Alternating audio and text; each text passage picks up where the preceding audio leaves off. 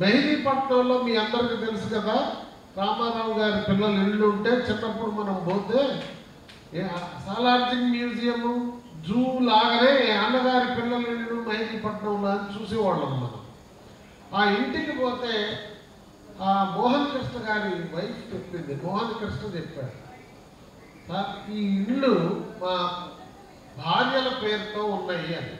ఏంటి అని అడిగితే అన్నగారు మాట చెప్పడం కాదు, ఫస్ట్ వాళ్ళ ఇంట్లోనే అమలు చేసాడు. అమ్మా రేపు మా పిల్లలు మిమ్మల్ని సరిగ్గా చూసినా చూడకపోయినా ఏమైనా భద్రత కోసం మీకు ఇళ్ళు కట్టించిస్తున్నానని ఆ ఇళ్ళన్నీ కోడళ్ళ పేరుతో పెట్టింది. మనలో ఎంతమంది పెడుతున్నాం చెప్పండి. అది మహిళల పట్ల ఆయనకున్న ఆస్తిలో హక్కిచ్చాడు. మహిళా యూనివర్సిటీ పెట్టాడు. పెద్ద ఎత్తున మొట్టమొదట మహిళా యూనివర్సిటీ ఎవరు పెట్టలే, రామారావు గారికి ముందు ఆయనే పెట్టాడు తిరుపతిలో. అంత ఆదర్శంగా పాలన. ఇంకా చెప్తా, యువత ఈ రోజు ఉన్నటువంటి యువకులందరూ కూడా తెలుగుదేశం పార్టీలో ఒక కొత్త తరాన్ని సృష్టించాడు రాజకీయాల్లో ఎన్టీ రామారావు గారు.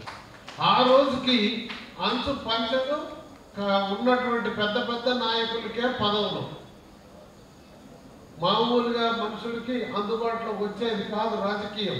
అలాంటిది నూనూగు మీసాల చదువుకున్నటువంటి పిల్లల్ని 294 నియోజకవర్గాలుంటే దాదాపు 250 నియోజకవర్గాల్లో మొత్తం పిల్లల్ని పెట్టి గ్రాడ్యుయేట్స్ని, డాక్టర్లని, లాయర్లని, ఇంజనీర్లని అట్లా అందరినీ పెట్టేసి గెలిపించాడు ఎన్టీ రామారావు గారు. ఆ తరమే ఇప్పుడు దాకా కొనసాగుతుంది. అందులో భాగమే నేను. అందువలన నేను ఆలోచించాను, మొట్టమొదటి కృష్ణా జిల్లాలో హెమాహెమీలు రాజకీయ నాయకులు ఉంటే ఎన్టీ రామారావు గారు నన్ను జిల్లా సహకార కేంద్ర బ్యాంక్ యొక్క అధ్యక్షుడిగా ఆయన ఎన్నిక చేశాడు. మీలో మిగిలిన పేర్లు తెలిసినా తెలియకపోయినా శంకర సత్యనారాయణ గారు తెలుసు కదా, ఉపన్యాస కేసరి, వల్లభనేని బాబురావు, సీతాదేవి గారి భర్త, ఇట్లాంటి వాళ్ళంతా కోరుకుంటే వాళ్ళందరినీ కాదని నాకు ఇచ్చాడు అవకాశం. అందువల్ల రామారావు గారు ఇచ్చిన భిక్షే నాకు రాజకీయమైనటువంటి.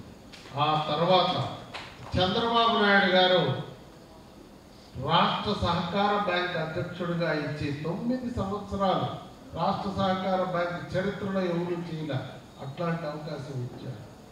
అందుకని పార్టీ మనకేమి ఇచ్చింది కాదు, పార్టీకి మనమేం చేశాం. ఇవాళ రాజకీయాల్లో ఉన్నారంటే ఉన్న వాళ్ళందరూ పార్టీ వల్లేగా గుర్తింపు. మనకి రోజు పదవే కావాలంటే అసలు నువ్వు పార్టీకి ఏం చేస్తున్నావు?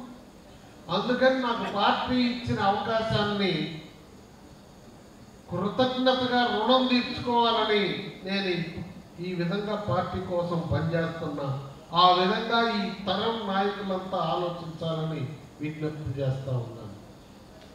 అంతేకాదు, రైతాంగానికి భారతదేశం వ్యవసాయ దేశం, పుష్కలంగా నీళ్లున్నాయి, కావాల్సినంత పొలం ఉంది. నదులన్నింటినీ అనుసంధానం చేస్తే కరువు లేకుండా దేశంలో ఉంటుంది అని చెప్పేసి మొట్టమొదటి పంచవర్ష ప్రణాళికలో చెప్పారు. ఎవరన్నా అమలు చేశారా? ఏ ప్రభుత్వం అమలు చేయాల. ఒక్క రామారావు గారు మాత్రమే అమలు చేసి తెలుగుగంగ పథకాన్ని పెట్టి 2 నదుల్ని కలిపి రాయలసీమలో అట్లే రాష్ట్రం అంతా కూడా పెద్ద పెద్ద పథకాలు చేశాడు. అయ్యే పథకాలు ఇప్పటికి నడుస్తున్నాయి.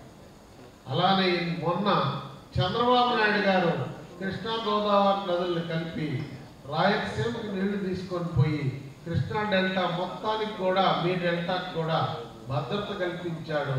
ఆ విధంగా పరిపాలన చేసే పార్టీ తెలుగుదేశం పార్టీ. ఇంకా పాస్పోర్ విద్యుత్ 50 రూపాయలకి ఇచ్చి మెట్ట ప్రాంత రైతులందరికీ వరప్రసాదం లాగా దేవుడైపోయాడు ఎన్టీ రామారావు గారు. ఇలా కాలాతీతం అవుతుంది, చాలా మంది ఉన్నారు సభలో. కనుక ఇలాంటి మహోన్నతమైన వ్యక్తిని మనం నిత్యం మననం చేసుకోవాలి. వారిని భావి తరాలకు తెలియజేసే విధంగా మనం పనిచేయాలని మీ అందరినీ చేతులెత్తి నమస్కరిస్తూ సెలవు తీసుకుంటున్నాను.